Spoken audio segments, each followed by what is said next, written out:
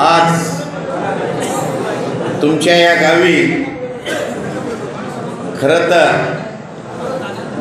श्री बाळासाहेब भाऊ यांना फोकमारे यांना खरंच मी प्रथम धन्यवाद देतो, कारण की त्यांनी मला खूप वेळेस फोन लावले. म्हणजे आमच्या गावामध्ये या आमच्या सगळ्या गावकऱ्याचं म्हणणं आहे की इथं शेतकऱ्यांना चर्चासत्र घ्यायचं आहे. आमच्या शेतकऱ्यांना माहिती सांगा, हवामानाबद्दल सांगा, कापसाबद्दल सांगा, सोयाबीनबद्दल सांगा, गारपिटीबद्दल सांगा.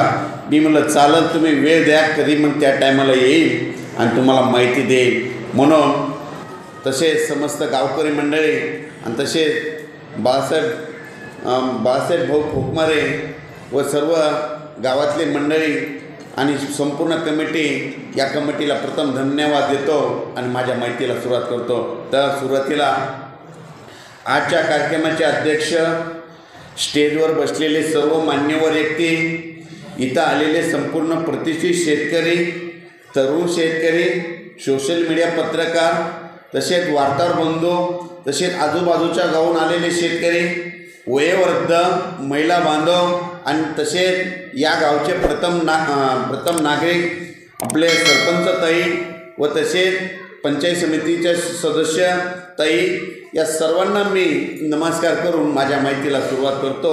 तर सुरुवातीला आधी अंदाज सांगतो. सगळ्यात महत्त्वाचा अंदाज आहे, उद्या दिनांक 15 डिसेंबर 16 डिसेंबर, फक्त उद्याच्या दिवसात थोडं ढगाळ वातावरण राहणार आहे, पण 16 तारखेपासून खूप थंडीला सुरुवात होणार आहे. सर्व शेतकऱ्यांनी 16 ते 25पर्यंत थंडीची लाट राहणार आहे. सर्व शेतकऱ्यांनी आपण आपलं या थंडीपासून कोणता नुकसान होतं, कोणता फायदा होता याची तयारी ठेवावी. तर आता पाऊस सध्या नाही आहे, आता फक्त थंडीची लाट येणार आहे आणि दिवसा देखील थंडी लागेल. 16 तारखेला सगळ्याला स्वेटर घालावं लागते, इतकी थंडी वाढणार आहे. ही दुःखी सगळ्यांनी काय. तर सुरुवातीला माझं नाव सांगतो. माझं नाव आहे पंजाब उत्तमराव डग, मुक्काम पोस्ट गुगळी धामणगाव, तालुका शेलू, जिल्हा परभणी. काय झालं, बऱ्याच लोकांना असं वाटायचं एखादी पंजाबची संस्था महाराष्ट्रातल्या लोकांना अंदाज येते. तसं काही नाही. मी एक मराठवाड्यातील परभणी जिल्ह्यातील शेलू तालुक्यातील गुगळी धामणगावचा एका शेतकऱ्याचाच मुलगा आहे. मी जिल्हा परिषद शाळेवर अंशकालीन टीचर आहे आणि अंशकालीन टीचर काम करत असताना माझ्याकडे 10 एकर शेती आहे. माझ्या 10 एकर शेतीमध्ये दरवर्षी मी 125 क्विंटल सोयाबीन काढतो आणि 125 क्विंटल हरभरा काढतो आणि उरलेल्या वेळेमध्ये माझ्या शेतकऱ्याची मदत करत असतो. आणि शेतकऱ्यांना मदत करण्याचा मला लहानपणीपासूनच छंद आहे. म्हणून या विषयाकडे कसं वळालो, कुठून वळालो हे तुम्हाला सगळं सविस्तर सांगणार आहे. तर विषयाकडे परत वळूया. भारत हा कृषीप्रधान देश आहे आणि या अर्थव्यवस्थेचा कणा शेती आहे. 80% लोक शेती करतात, 50% लोकांची शेती कोरडो आहे आणि 30% लोकांची शेती बागायती आहे. पण 50% लोकांच्या शेतीमध्ये सोयाबीन, मूग, उडीद, तूर, कापूस अशी पिके घेतली जातात. जर पावसानं 10 दिवस उशीर केला तर फक्त शेतकऱ्यांचं नुकसान होतं. अशा परिस्थितीत नुकसान झालं तरी शेतकरी काय करतो, आपली शेती करायचं काम करतो, आपली उपजीविका करतो. निसर्गानं जरी आपलं झटका दिला तरी आपण आपलं काम करण्याचं काम मात्र शेतकरी चालू ठेवतो. पण काय झालं की हे 2 वर्ष झालं लॉकडाऊन होतं. या लॉकडाऊनमध्ये खरंच दाखवून दिलं की खरे कोणत्या कंपनीमध्ये किती ताकद आहे. या लॉकडाऊनच्या काळामध्ये या देशातील सगळ्या कंपन्या बंद झाल्या, बंद करण्यात आल्या, परंतु एकमेव अशी कंपनी आहे माझ्या बळीराजाची, माझ्या शेतकऱ्याची, कधीच बंद होणार नाही. भविष्यामध्ये आणखीन संकट येतील, पण सगळ्यांना जर तारणार कोण तर फक्त शेतकऱ्याची कंपनी तारणार. म्हणून म्हणतो शेवटी शेतकरी राजा आहे आणि राजात राहणार. पण या कोरोनाच्या काळात काय झालं, कोरोना काळात काय झालं, विमान बंद, बस बंद, रेल्वे बंद, दुकान बंद, गावं बंद, सगळ्यात काही गोष्टी बंद होत्या.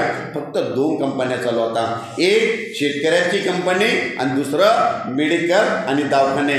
आणखीन भविष्यामध्ये संकट येतील, आता ह्या 2 कंपनीमध्ये चालू राहणार आणि या मात्र सगळ्या शेतकऱ्यांच्यात असणार आणि शेतकऱ्यावर कोणतं संकट येणार नाही हे मात्र इथं मी अभ्यासाच्या जीवावर तुम्हाला सांगतो. आणखीन एक सांगतो, काय झालं, तुमचा अकोट तालुका असो या अकोला जिल्हा असो या परभणी जिल्हा असो, लॉकडाऊन काळामध्ये काय झालं की लॉकडाऊनच्या काळामध्ये शेतकऱ्याचं दूध या अकोट जिल्हा असो अकोला जिल्ह्याला तुमच्या जर दूध कोणी पुरवलं, शेतकऱ्याने पुरवलं. भाजीपाला कोणी पुरवला, शेतकऱ्याने पुरवला. आणि अन्नधान्य कोणी पुरवलं, शेतकऱ्यांनी पुरवलं. म्हणजे इतकी ताकद या शेतकऱ्यामध्ये. एक उदाहरण सांगतो, आमचे परभणी जिल्हा आहे, परभणी जिल्ह्यामध्ये काय झालं, तुमच्या अकोला तालुका असू दे, अकोला जिल्हा असू या, अकोला जिल्ह्यातल्या लोकांना लॉकडाऊन लागल्याच्या नंतर 3ऱ्या दिवशी आपल्या घरी दूध किती दिवस शिल्लक असतं, फक्त 2 दिवस शिल्लक असतं. लॉकडाऊन लागलं की काय झालं, शेतकऱ्याचं दूध गेलं नाही, शेतकऱ्याचं अन्नधान्य गेलं नाही, भाजीपाला गेलं नाही. मग फक्त प्रत्येक जणाच्या घरी 2 दिवसाचं दूध शिल्लक होतं. 3ऱ्या दिवशी अकोला असो या परभणी असो या आपल्या महाराष्ट्रातले सगळे जिल्हे असो, सगळ्यांना बगर दुधाचा चहा प्यावा लागला. 4थ्या दिवशी सगळ्यांना काळा चहा प्यावा लागला. कशामुळं, शेतकऱ्याची कंपनी थांबली की सगळं जगत थांबलं. म्हणजे इतकी ताकद या शेतकऱ्याच्या कंपनीमध्ये. मग शेवटी काय केलं, आम्ही शेती सेवा ग्रुपच्या माध्यमातून कलेक्टर साहेबाशी चर्चा केली. कलेक्टर साहेबाला म्हटलं, साहेब आम्ही सगळे शेतकरी मास्क वापरून दूध पुरवायला तयार आहे, भाजीपाला देण्यासाठी तयार आहे आणि अन्नधान्य पुरवायला तयार आहे. त्यानंतर कुठं 4थ्या दिवशी सगळ्यांना दुधाचा चहा प्यावा लागला. म्हणजे इतकी ताकद या शेतकऱ्याच्या कंपनीमध्ये आहे. असो, पण काय झालं, हे असं करत असताना या शेतकऱ्यांची परिस्थिती कशी झाली ती सांगतो. 1996 पर्यंत निसर्ग खूप चांगला होता. या पृथ्वीवर नंदनवन होतं. काय व्हायचं, लोक गुण्यागोविंदाने वागायचे. मुंबईला मान्सून आला की आपल्या इकडं 3 दिवसात पाऊस यायचा. मग आपले शेतकरी काय करायचे, पेरणी करायचे, धूळ पेरणी करायचे, कापसाची धूळ पेरणी करायचे आणि सगळ्या काही गोष्टी जमून जायच्या. पण कधीपर्यंत जमलं, 1996 पर्यंत. नंतर काय झालं, 1996 ते 2001 ती परिस्थिती आठवा. 1996 ते 2001 मध्ये काय झालं, जागतिकीकरणाची लाट सुरू झाली. कारखानदारी वाढले, मोठे उद्योगधंदे वाढले. मग उद्योगधंदे वाढल्याच्या नंतर मग हे धंदे कुठं सुरू झाले, हे कारखाने कुठं उभा राहिले, जिथं जिथं पडीत जमिनी होत्या तिथं हे कारखाने उभं राहिले. मग जिथं जमीन पडीत होत्या तिथलं सगळ्यात काय झालं, तर हे झाडं तोडले गेले, जंगलतोड झाले. मग झाडं तोडली, जंगलतोड झाली. मग 1996 ते 2001 काय झालं, इतके झाडं तोडले, निसर्गानं आपलं रुद्ररूप दाखवायला सुरुवात केली. मग काय व्हायचं, 2001ची परिस्थिती आठवा. 2001ला काय व्हायचं, मुंबईला मान्सून आला की तुम्ही इकडं पेरणीची तयारी करायची, कापूस लावायची तयारी करायची.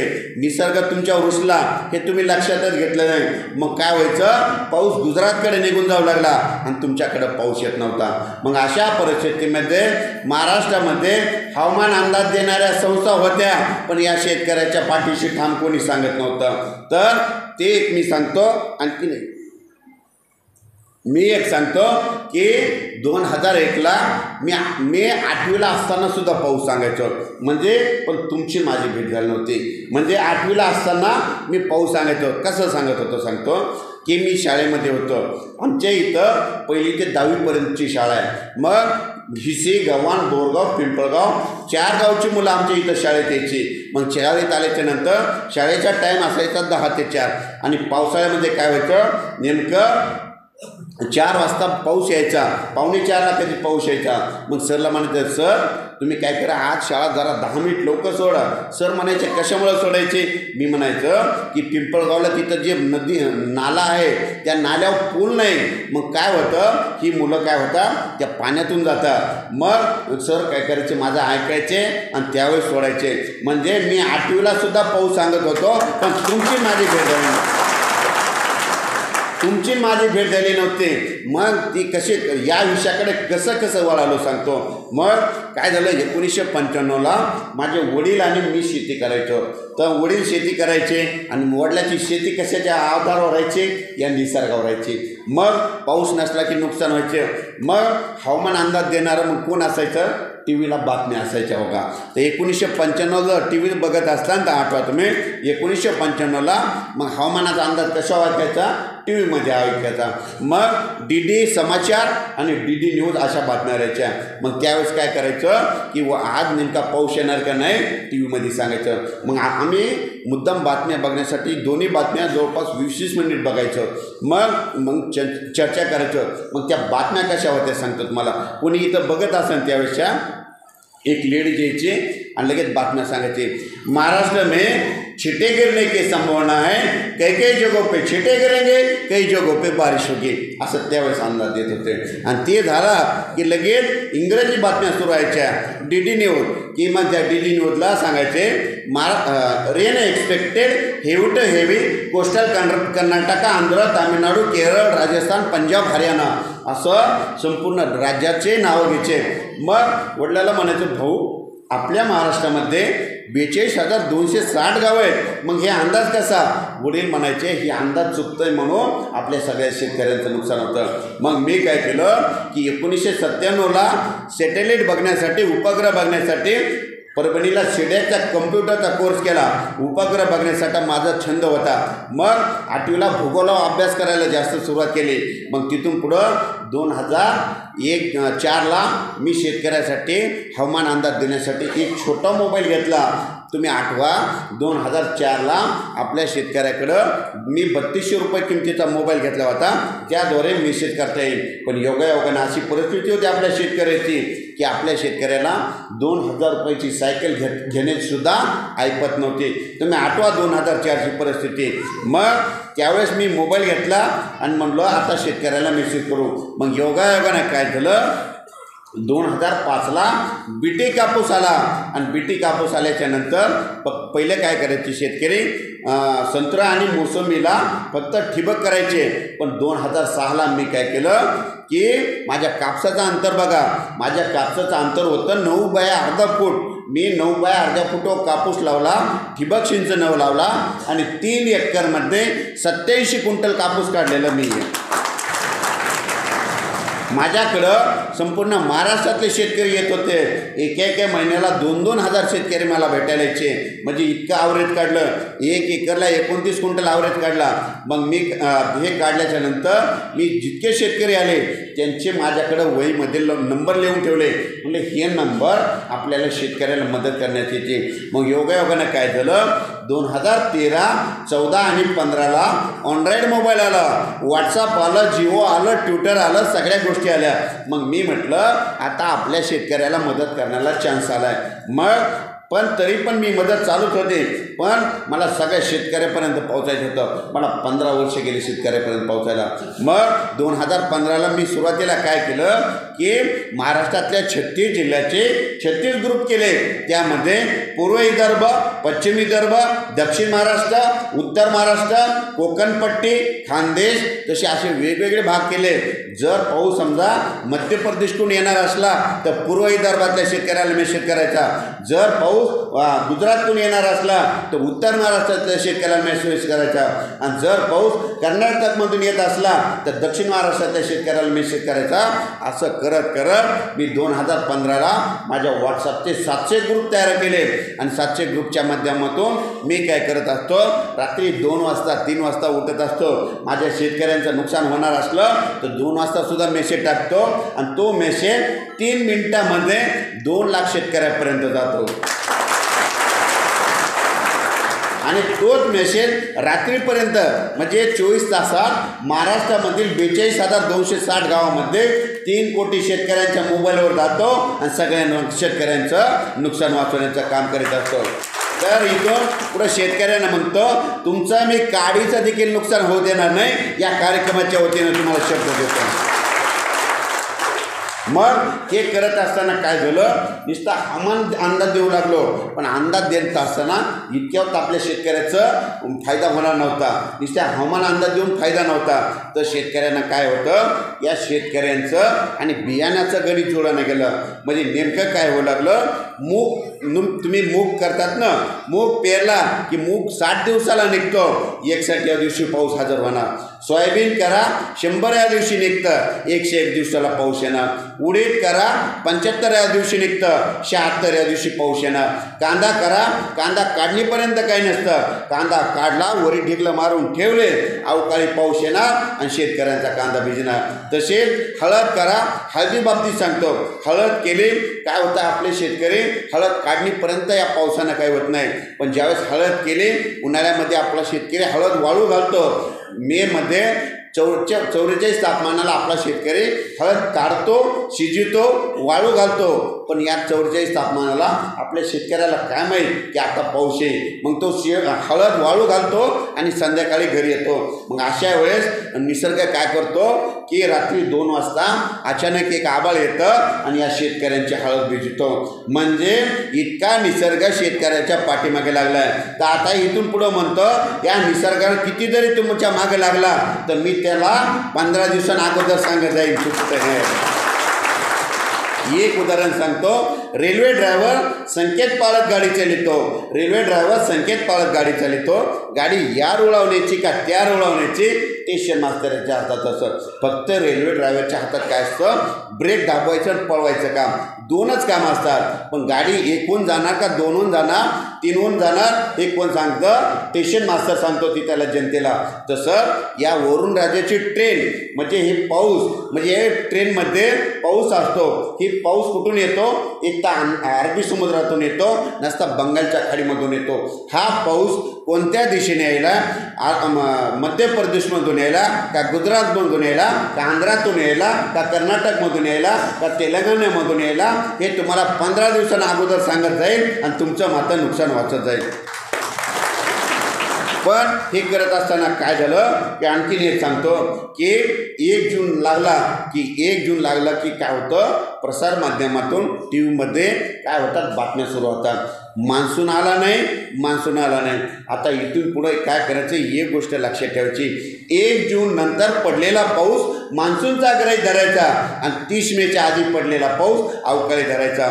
कारण की काय झालं की 1 जून लागला आणि आपल्याकडे तुमच्याकडे 2-3 जूनला पाऊस पडला की अवकाळी पाऊस म्हणते.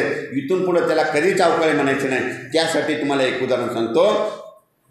दरवर्षी पंढरपूरला आषाढी एकादशी निमित्त काय होतं, इथून दिंड्या निघतात आणि या दिंड्या सरळ त्या दिंडी मार्गाने दरवर्षी जातात आणि दिंड्या काय होतात, 1 महिना अगोदर निघतात आणि पोहोचतात कधी, आषाढी एकादशीच्या आदल्या दिवशी. मग या दिंडीमध्ये कोण असतं, संत मंडळी असतात, संपूर्ण वारकरी संप्रदाय असतो, टाळकरी असतात, विनेकरी असतात, सगळेच असतात. ज्यांना पायी जाणं शक्य होतं ते त्या दिंडीमध्ये जातात. ज्यांना पायी जात नाही मग ते लोक काय करतात, आपण गाडी घेऊन जातात. मग ही दिंडी बरोबर त्या दिंडी मार्गाने जाते. हे कशामुळे उदाहरण दिलं, ही जशी पंढरपूरची आपली दिंडी असते तशीच वरुण राजाची एक दिंडी असते, ती कुठून निघते ते सांगण्यामुळं हे तुम्हाला उदाहरण देतो. मग ही दिंडी 1 महिना अगोदर निघते पण पोहोचते कधी, आषाढी एकादशीच्या आदल्या दिवशी. मग या दिंडीमध्ये माझ्यासारखे आणि स्टेजवर बसलेले आम्ही काही पायी जाऊ शकत नाही. मग आम्ही काय करतो, आषाढी एकादशीच्या आदल्या दिवशी स्कॉर्पिओ घ्यायची, शॉर्टकट मार्गाने जायचं, दर्शन घ्यायचं, वापस यायचं, असं काम करतो. कशामुळं हे उदाहरण तुम्हाला सांगतो. मग वरुण राजाची एक दिंडी असते. आता इथून पुढं काय करायचं, तुम्ही कॅलेंडरवर राईटच करून ठेवायचं किंवा गोल करून ठेवायचं. दरवर्षी 20 मेला अंदमानहून आपल्या पावसाची वरुण राजाची दिंडी निघते आणि पोहोचते महाराष्ट्रामध्ये 7 जूनला. मग ही जशी दिंडी मार्गाने जाते ते तिचा देखील त्या मान्सूनचा एक दिंडी मार्ग आहे. मग ते कसं आहे ते सांगतो. खरं तर आतापर्यंत सगळ्याला सांगायला पाहिजे होतं, पण हे जितके तज्ज्ञ असतात ते कोणीच तुम्हाला ही माहिती सांगणार नाही. पण मी एक शेतकऱ्याचा मुलगा आहे म्हणून मी काय केलं की एक गोष्ट ठरविली, महाराष्ट्रामध्ये सगळीकडे जाणार आणि सगळ्या शेतकऱ्याला माहिती सांगणार आणि त्यांना हुशार करणार. मग हे सांगत असताना सांगतो की ही दिंडी काय होती 20 मेला अंदमानहून निघते. अंदमानहून तिथून निघाली की ती पाऊस तसा श्रीलंकेकडे समुद्राच्या कडेनं श्रीलंकेकडे जातो. आपल्या दिंडीमध्ये कोण असतं? वारकरी संप्रदाय टाळकरी असतात. तर वरुणराजाच्या दिंडीत कोण असतं? पाऊस, वारा आणि विजा असतात. मग ही दिंडी श्रीलंकेकडे गेली, निघायला 20 मेला आणि पोहोचते 7 जूनला. आणि ही दिंडी आपली 1 महिन्यानं निघते, आषाढी एकादशीला पोहोचते. मग ही 20 मेला निघायला आणि पोहोचतो महाराष्ट्रात पाऊस 7 जूनला. मग अंदमानहून गेलं की तिथून तो पाऊस केरळकडे येतो. तसंच समुद्राच्या कडेकडेनं केरळहून गोव्याला येतो. गोव्याहून समुद्राच्या कडेकडेनं 6 जूनला मुंबईला येतो आणि 7 जूनला महाराष्ट्रात येतो. मग हे झाला त्याचा दिंडीचा मार्ग. पण त्याच्यामध्ये माझ्यासारखं एखादं बाष्प असतं. मग ते म्हणते आपण या दिंडीमध्ये पायी नाही जायचं. काय करायचं? गाडी करायची स्कॉर्पिओ घेऊन आणि महाराष्ट्रात पाऊस जायचं. मग ते पाऊस कसा येतो सांगतो की ते पाऊस ही दिंडी वरुणराजाची श्रीलंकेजवळ जाते ना जाते की 1-2 जूनला पाऊस काय होतं की मागचे जे लोक असतात तुम्ही बघा दिंडीमध्ये काय होतं, ज्याला चालता येत नाही ते काय करतात? टेम्पोमध्ये बसतात आणि त्यांच्या पुढे जाऊन थांबतात. तसं आणि जे पायी जाणारे ते दररोज पायी चालतात. मग ती दिंडी तिकडून येली. पण याच्यामध्ये काही बाष्प माझ्यासारखं असतं. आपण गाडी घेऊनच तिकडे जायचं महाराष्ट्रात. मग ते पाऊस कसा येतो सांगतो. 1 किंवा 2 जूनला ते पाऊस अंदमानहून चेन्नईला येतो. चेन्नईहून तो कुठे येतो? तेलंगणाला येतो. तेलंगणाहून यवतमाळ, नांदेड, परभणी, हिंगोली, अकोला, वाशिम, वर्धा, नागपूर, तसेच जालना, औरंगाबाद, नाशिक, निफाड आणि पुणे. मग हा पाऊस पडतो 2 किंवा 3 जूनला. पण काय होतं की महाराष्ट्रामध्ये मग सगळी संस्था काय म्हणतात? अवकाळी पाऊस मानतात. इथून त्याला अवकाळी म्हणायचंच नाही. कारण की हे जे पाऊस आलेला आहे ते मान्सूनच्या दिंडीतलं आहे. म्हणून हे देखील सगळ्यांनी लक्षात ठेवायचं. आणखीन एक सांगतो, तुम्ही काय करा, एक असा महाराष्ट्राचा नकाशा धरा. ही गोष्ट कोणी सांगणार नाही, आताच सांगू लागले की गेल्या वर्षी काय झालं. 15 दिवसाखाली तुम्ही टी व्हीला बातम्या बघितल्या असतील की कोणीतरी अंदाज दिला होता की पुढच्या वर्षी मराठवाड्यात आणि इकडल्या भागात दुष्काळ पडणार आहे असं म्हणून सांगत होते. मी त्यांना प्रत्युत्तर दिलं. त्यांना म्हटलं की तुम्ही काय करा, माझ्यासमोर येऊन तुम्ही समोरासमोर सांगा पडणार. मी त्यांना उत्तर देतो की तुम्हाला सांगतो महाराष्ट्राचा नकाशा असा समोर धरायचा आणि एक रेषवाडा. कशी रेषवाडा की इथून काय करायचं, अचलपूर इकडंच आहे ना, हां अचलपूरहून काय करायचं, रेष वाढायची. रेष कशी वाढायची? अचलपूरला जायचं, अचलपूरहून यायचं अकोल्याला यायचं, अकोल्याहून काय करायचं इकडं वाशिमकडे जायचं, वाशिमहून काय करायचं जिंतूरला जायचं, म्हणजे परभणी जिल्ह्यामध्ये जिंतूरकडे जायचं. तिथून काय करायचं तसंच घनसावंगी म्हणजे जालना जिल्ह्यात जायचं, जालना जिल्ह्यातून तसंच काय करायचं गेवराईला जायचं, गेवराईहून काय करायचं तसंच केजला जायचं, केजहून काय करायचं अंबाजोगाई जायचं, अंबाजोगाई लातूर जायचं, लातूरहून देवणी, अशी सरळ रेष वाढायची. इथून इकडं कधीच दुष्काळ पडणार नाही हे तुम्हाला सांगतो. कारण की इथं एक इकडं बंगालच्या खाडीचा इकडं बंगालचा समुद्र आहे आणि इकडं अरबी समुद्र आहे. जरी अरबी समुद्रातून पाऊस नाही आला तर बंगालच्या समुद्रातला पाऊस तुम्हाला पोळ्याच्या नंतर येतो. पण ही गोष्ट सगळ्यांनी लक्षात ठेवायची. आणि टी व्हीमध्ये अशी बातमी दिली, मला इतके फोन आले, मी म्हटलं तुम्ही चिंता करू नका, मी येईन तुम्हाला सांगायला. की आणखीन एक गोष्ट सांगतो की आणखी ज्या वर्षी पुरेपूर पाऊस आला, समजा दरवर्षी काय होतं की पाऊस काय होतो मुंबईतून मान्सून येतो. पण ह्या 3 वर्षामध्ये 2019, 20 आणि 21ला पाऊस कुठून यायला पुरेपूर यायला.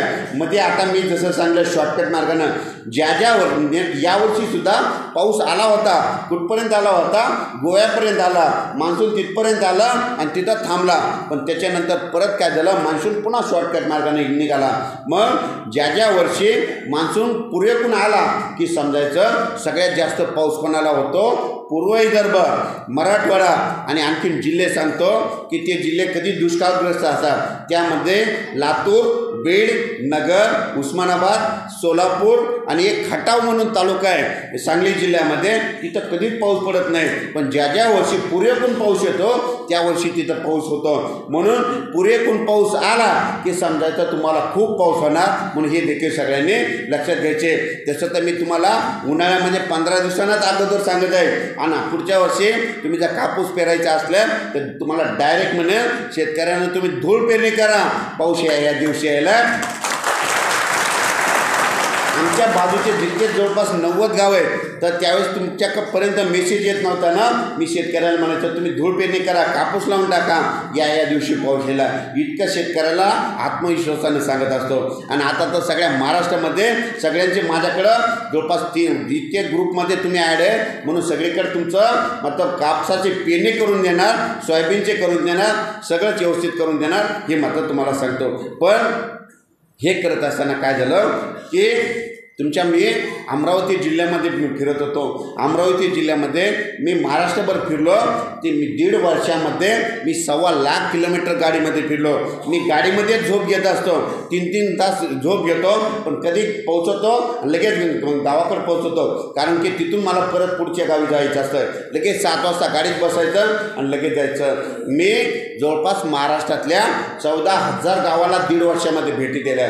आणि तसेच जवळपास माझ्या जे शेतकऱ्यांचा फायदा झाला म्हणून माझे 7,500 शेतकऱ्यांनी माझा सत्कार केला आहे, नॉन स्टॉप केला आहे.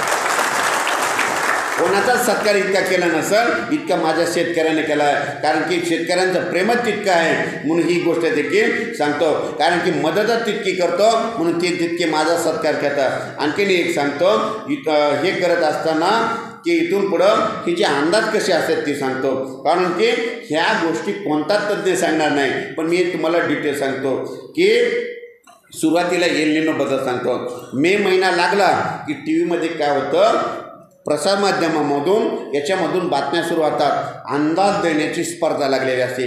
काही जण म्हणतात यावर्षी पाऊस होईल, काही जण म्हणतात पाऊस नाही होणार, मग अशी स्पर्धा लागलेली असते. मग हे नेमके अंदाज कसे असतात ते तुम्हाला सांगतो. सुरुवातीला एल निनोबद्दल सांगतो, कारण की हे समजणं खूप गरजेचं आहे. कारण की एल निनोचं नाव निघालं की दुष्काळ पडतो आणि ला निनाचं नाव निघालं की पाऊस पडतो. कारण की हे कोणीच तुम्हाला सांगितलं नाही, पण टी व्हीमध्ये काय असतं, एल निनो स्थिर झाला, एल निनो उद्भवला असं माहिती असते. मग यामध्ये नेमकं काय सांगतो, एल निनो आणि ला निना हे मुळातच स्पॅनिश भाषेतील शब्द आहेत. याचा अर्थ नेमका माहीत नसला तरी याचा आणि पावसाचा कुठंतरी संबंध आहे असं प्रत्येक जणांना वाटतं. म्हणून एल निनोचं नाव निघालं की दुष्काळ पडतो आणि ला निनाचं नाव निघालं की पाऊस पडतो. पण यामध्ये तथ्य काय हे जाणून घेणं खूप गरजेचं आहे. एल निनोचं शब्दशः मराठीत नाव होतं बाळेशू. बाळेशू हे नाव पडण्याचं कारण एल निनो डिसेंबरमध्ये उद्भवतो म्हणून त्याचं नाव पडलं बाळेशू.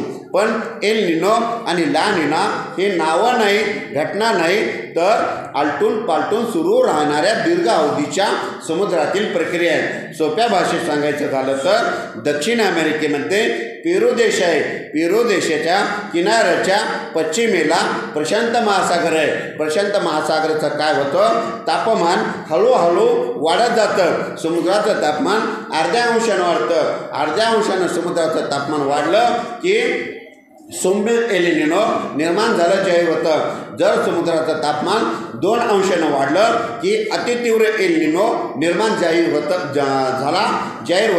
आणि सगळ्या महाराष्ट्रामध्ये दुष्काळ पडणार असं सांगतात. पण माझ्या मते मी या मताशी सहमत नाही. माझ्या मते एल निनो असो या नसो दरवर्षी आपल्या इकडं 7 जूनला पाऊस येणार ते येणार, येतो तर येतो. मग त्याचं खरं कारण सांगतो.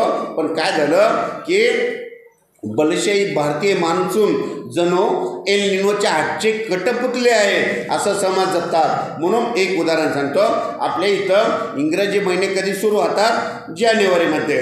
आपल्या इकडं पाऊस कधी येतो, जूनमध्ये. आणि हे एल निनो कधी उद्भवतो, डिसेंबरमध्ये. मग ज्यावेळेस एल निनो उद्भवला त्याच्या आधी तर आपला मान्सून पण निघून चालला आहे, म्हणून याचा आणि त्याचा अर्थार्थी संबंध लावता येत नाही. पण तुम्ही काय करा, यावर्षी बी बघा उन्हाळ्यामध्ये एल निनोला पुढं ढकलतात, दुष्काळ पडतात असं पेपरमध्ये पेपरमध्ये बातम्या सुरू राहतात. असो, इथून पुढं मात्र एक गोष्ट लक्षात ठेवा, ते ऐका का न ऐका, नुसतं ऐकून घ्या, पण एक मात्र लक्षात ठेवायचा, ज्या शेतकऱ्यांची पेरणी 7 जूनला झाली नाही की त्या शेतकऱ्यांची पेरणी 10 जुलै ते 15 जुलैला होते. हे मात्र कॅलेंडरमध्ये राईट करून ठेवा.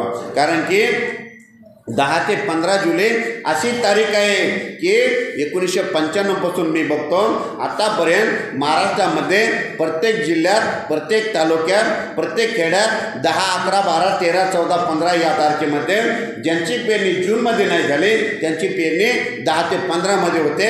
म्हणून ही गोष्ट सगळ्यांनी लक्षात ठेवायची. पण हे झाल्याच्या नंतर हे जे पाऊस हे काय करतात, संस्था असा अंदाज बांधतात. पण मी अंदाज कशी बांधतो सांगतो की मी जे अंदाज बांधत असतो, बऱ्याच जणाला काय वाटलं, डॉक्टरसाहेबाकडे एखादी जादूची कांडी आहे की एखादी समजा जादूची कांडी आहे, नारळ असेल, गंडा दोरा असेल की त्याच्याद्वारे सांगतात. आणखीन एक सांगतो, आता मी आल्याच्या नंतर गावाकडे आज 3 गाड्यावाला आल्या. 3 गाड्या आल्या त्या घरी. कशामुळं, मला मिसेसचा फोन आला की गावाकडे तुम्हाला भेटायला हे आले, तर बाहेरगावचे शेतकरी आले. मी म्हणलं त्यांचं काय काम आहे विचार ना, लग्नाच्या तारखेबद्दल. म्हणजे आता हे 16 तारीख आहे ना, 1-2 दिवसाकडे आहे, मग या तारखेला पाऊस आहे का नाही त्याच्याबद्दल शेतकरी भेटायला येतात. तर मी काही लग्नाची तारीख काढत नाही, पण काय होतं, माझ्याकडे ते शेतकरी येतात, म्हणतात आमच्या मुलीचं लग्न आहे, मग आम्ही लग्न ओपनमध्ये ठेवलेलं आहे बाहेर, मग पाऊस येईल का. मी काय करत असतो, तीसुद्धा मदत करत असतो, नुसते शेतकऱ्यांचीच करत नाही, त्यांची देखील करत असतो. पाऊस येणार असला की त्यांना म्हणत असतो, तुम्ही काय करा, मंगल कार्यालयामध्ये लग्न ठेवा, त्यांचं लोकेशन सर्च करतो, अभ्यास करतो, हे देखील सांगतो. तसेच आणखीन एक सांगतो, मी नुसत्या महाराष्ट्रामध्ये पाऊस सांगत नाही, म्हणजे नुसत्या महाराष्ट्रापुरतं सांगत नाही.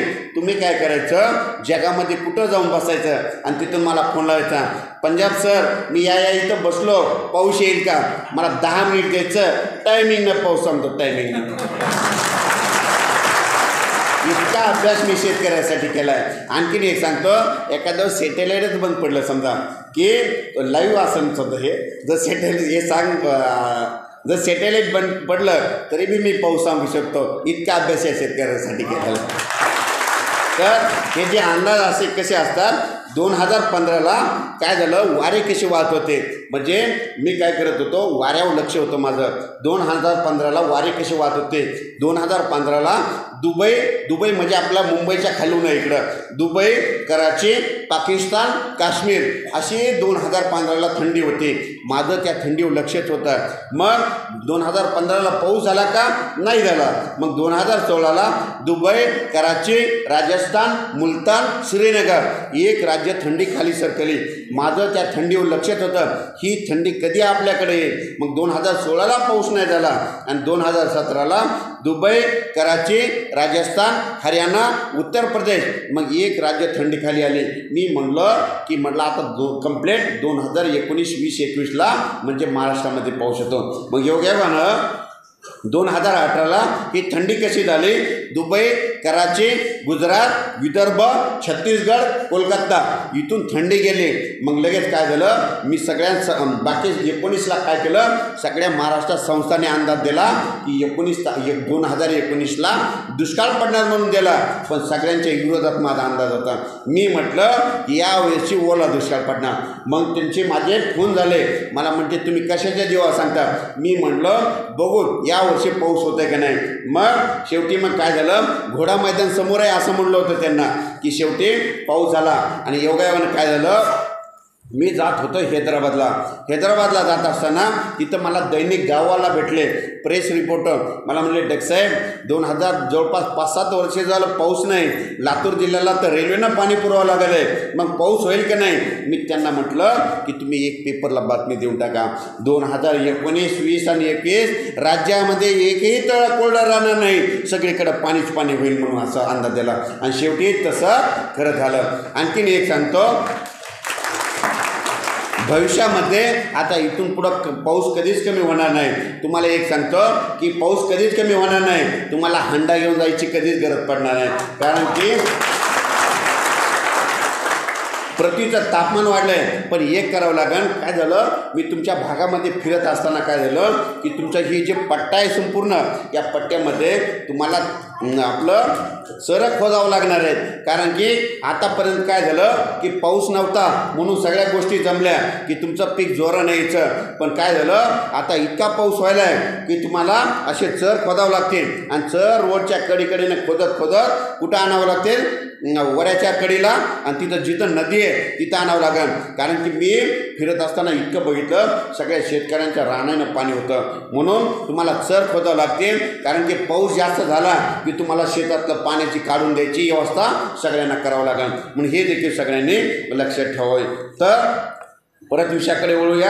इथून पुढं भविष्यामध्ये दुष्काळाला सामना करायची गरज पडणार नाही. कारण की आता पाऊस वाढला आहे. पाऊस कशामुळे वाढला आहे त्याचं खरं सांगतो की पृथ्वीचं तापमान वाढलं आहे. तुमच्या अकोला जिल्ह्याचं तापमान पहिलं 2017ला किती होतं, 16ला की 2016ला 38°, 2016ला 38°, 39 आणि 40 इतकं तापमान होतं. पण 2017 नंतर तुमचं तापमान कुठं गेलं की तुमचं तापमान 44, 45, 46 तिथपर्यंत तापमान गेलं.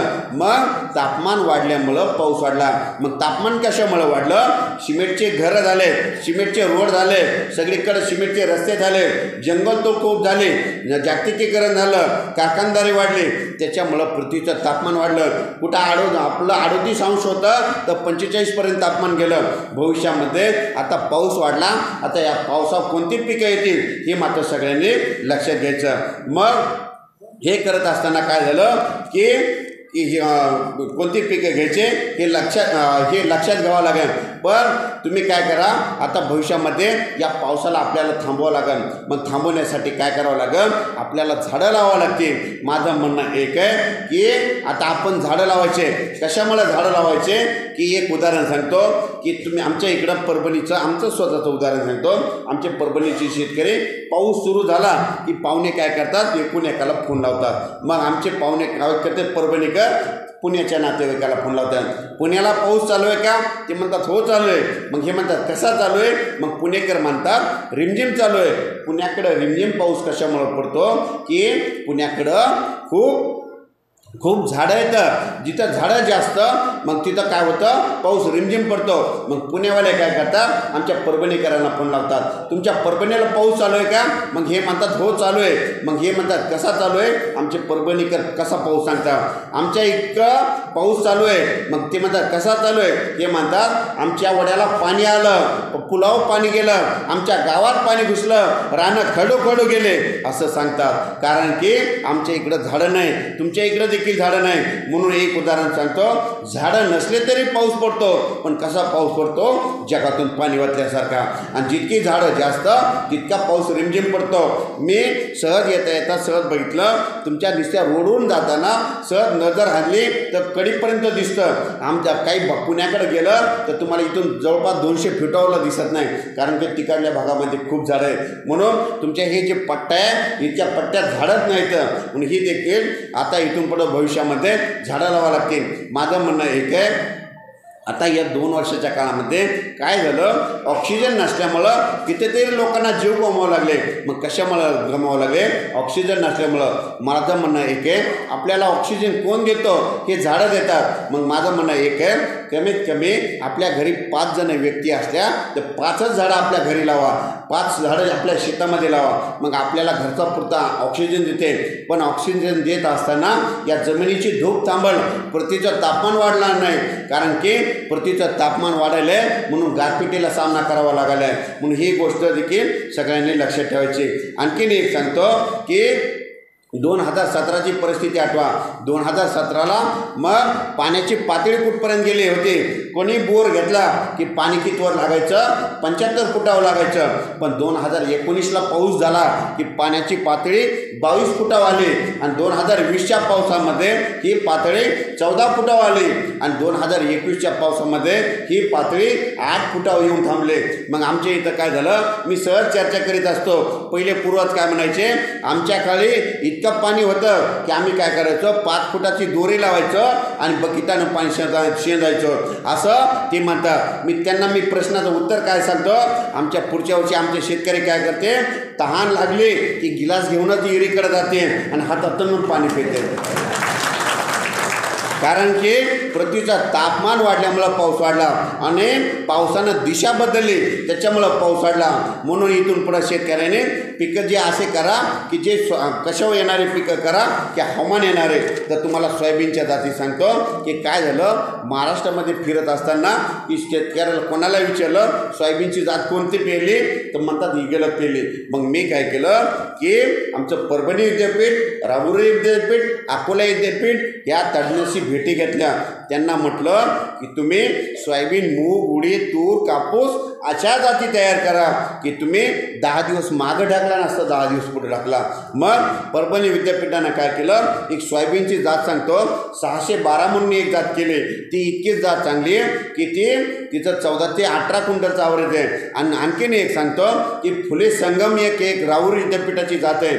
आमच्या इथलं बाजूच्या सगळ्या शेतकऱ्यांना 2-2 एकरमध्ये 38 क्विंटल सोयाबीन झाले. काही शेतकऱ्यांना तर 3 एकरमध्ये 60 क्विंटल सोयाबीन झाले. म्हणून या जाती लक्षात ठेवा. आणि ही जाती काय करा, आता समजा कापूस निघाल्याच्या नंतर एकदा 1 जानेवारीच्या नंतर एखादी कोणाकडून बॅग आणा आणि तिचं बियाणं तयार करा आणि पुढच्या वर्षी ही जात वाढवा.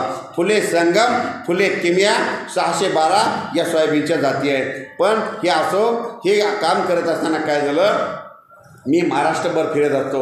मग महाराष्ट्रभर फिरत असताना काय झालं, माझ्या सगळ्या शेतकऱ्याकडं अँड्रॉइड मोबाईल नाही. मग मी काय केलं, या शेतकऱ्यासाठी एक असे निसर्गामध्ये असे इंडिकेटर शोधून काढले की माझा मेसेज जरी तुमच्यापर्यंत नाही आला की तुम्हाला पाऊस येण्याचे कारण तुम्ही तुमच्याच ओळखून घ्यायचे. मग ते कारण मी तुम्हाला सांगतो. पूर्व दिशा कोणती, पूर्व दिशा आणि पश्चिम दिशा. तर जर माझा मेसेज जरी नाही आला तर तुम्ही पाऊस कसा येणार तुम्हीच ओळखून घ्यायचं. तर त्याच्यामधलं एक कारण, पावसाळ्यामध्ये दिवस मावळत असताना काय होतं, आकाश लाल होतं, तांबडं होतं. आकाश लाल झालं, तांबडं झालं आणि ते आकाश आपल्या डोक्यापर्यंत तांबडं झालं की समजायचं 3 दिवसात पाऊस येतो. म्हणून ही गोष्ट सगळ्यांनी लक्षात ठेवायची. कारण की ते तांबडं आभाळ होणं म्हणजे हे वरुणराजाचं बी असतं आणि कोणतं बी पेरलं की 72 घंट्यामध्ये उगवतं, 3 दिवसात उगवतं. म्हणून तांबडं आभाळ झालं पावसाळ्यामध्ये की समजायचं 3 दिवसात पाऊस येतो. आता दुसरं कारण सांगतो की आपल्या घरी असे लाईट असतात, असे ट्यूब असतात. आपल्या लाईटवर समजा पावसाळ्यामध्ये किडे आले, पाकोळ्या आल्या की समजायचं 3 दिवसात पाऊस येणार. म्हणून हे देखील सगळ्यांनी लक्षात ठेवायचं. आणखी तिसरं कारण, गरमी होत असतं. गरमी होत असताना काय होतं की सरपटणारे प्राणी म्हणजे साप काय होतात, ज्या वेळेस गरमी वाढते त्यावेळेस साप आपल्या घरी निघतात, साप रोडवर दिसू लागतात. ज्यावेळेस सापाची संख्या वाढली, साप दिसू लागले की समजायचं हे देखील पाऊस येण्याचं कारण आहे. चौथं कारण, जूनमध्ये 7 जूनला काय होतं, मृग नक्षत्र निघतो. तुम्ही म्हणतात मिरग निघाला. मग मिरग निघाला काय होतं की उभं वारं सुटतं आणि उभं वारं सुटलं, पाऊस 7 जूनला मिरग निघाला आणि उभं वारं सुटलं की आपली पेरणी होत नाही. मग पेरणी नाही झाली की काय होतं, कोणत्या संस्था शेतकऱ्यांना अंदाज देत नाही. मग शेतकऱ्यांनी कसा अंदाज ओळखून घ्यायचा, पाऊस कधी येणार कसा ओळखून घ्यायचा, सगळ्यात सोपं सांगतो की आपल्याकडं ज्या झाडावर चिमण्या असतात त्या चिमण्या काय करतात, जिथं जिथं धूळ आहे त्या धुळीमध्ये त्या फुफुट्यानं धुळीनं आंघोळ करतात. जर चिमण्यानं धुळीनं आंघोळ केलेले बघितले की समजायचं 4 दिवसात पाऊस येणार. म्हणून हे देखील कारण सगळ्यांनी लक्षात ठेवायचं. आणखीन एक सांगतो, याच्या बाजूला वरती धरण आहे काय जर चिमण्यानं आंघोळ करायला तुम्ही बघितले की तुमचं धरण भरणार मात्र, एवढं मात्र लक्षात ठेवायचं. असो, तसेच 5वं कारण, पावसाळ्यामध्ये शेतात गेल्याच्या नंतर किंवा आपण आऊत हाणायलो किंवा डवरणी करायलो, वखरणी करायलो, मग त्यावेळेस काय होतं, विमानाचे आवाज येतात. मग पावसाळ्यामध्ये विमानाचा आवाज आला की समजायचं 3 दिवसात पाऊस येतो. त्याचं कारण सांगतो, विमान यंत्रणा ही रडार यंत्रणेने बसवलेले. ज्या वेळेस बाष्पाचे ढग, पाण्याचे ढग वरी असले की त्यावेळेस त्या विमानाचा आपल्याला आवाज येतो. म्हणून ही गोष्ट सगळ्यांनी लक्षात लक्षात ठेवायचे. नसता एरवी विमानाचा आवाज येत नाही, पावसाळ्यामध्ये विमानाचा आवाज आला की 3 दिवसात पाऊस येतो. माझा मेसेज जरी नाही आला तर ही गोष्ट सगळ्यांनी लक्षात ठेवायचं. आणखीन एक सांगतो,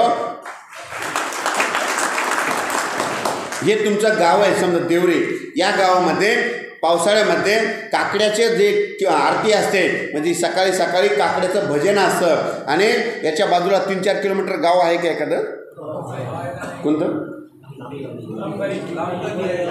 तर त्या गावाला समजा काकड्याची आरती सुरू असली आणि सकाळी सकाळी काय होतं की तुमच्या गावाला कधीच आवाज येत नाही, तिथला लाऊडस्पीकरचा. मग ज्या दिवशी सकाळी सकाळी पाऊस येणार असतो, मग तिथल्या काकड्याच्या आरतीचा तुमच्या गावातल्या शेतकऱ्याला आवाज येतो. तिथला आरतीचा आवाज तुमच्या इथं आला किंवा इथला आरतीचा आवाज तिकडे गेला की समजायचं हे देखील पाऊस येण्याचं कारण आहे. म्हणून हे देखील सगळ्यांनी लक्षात ठेवावे. तसेच आणखीन एक सांगतो, सप्टेंबर ऑक्टोबर महिन्यामध्ये तुमच्या इकडे दव म्हणतात का वदाड म्हणतात? दव, काही ठिकाणी दव म्हणतात, काही ठिकाणी दड म्हणतात आणि आमच्या इकडे वदाड म्हणते. मग ते सांगतो, सप्टेंबर आणि ऑक्टोबर महिन्यामध्ये ज्या दिवशी दव पडतं, दड पडतं किंवा वदाड पडतं, त्या दिवशी मात्र पाऊस येत नाही. ज्या दिवशी दव पडलं, दड पडलं, वदाड पडलं, आपल्या घरी जर पत्रा असले तर पत्रावलं पाणी अंगणात पडतं, अंगण आपलं ओलं होतं की समजायचं त्या दिवशी पाऊस येणार नाही. आणि सप्टेंबर ऑक्टोबरमध्ये ज्या दिवशी दव पडत नाही, वदाड पडत नाही, त्या दिवशी मात्र पाऊस येतो. हे देखील सगळ्यांनी लक्षात ठेवायचं. आणखीन एक सांगतो, पहिलं काय व्हायचं, 1970ला 80ला हवामान अंदाज देणारा कोणी नव्हतं.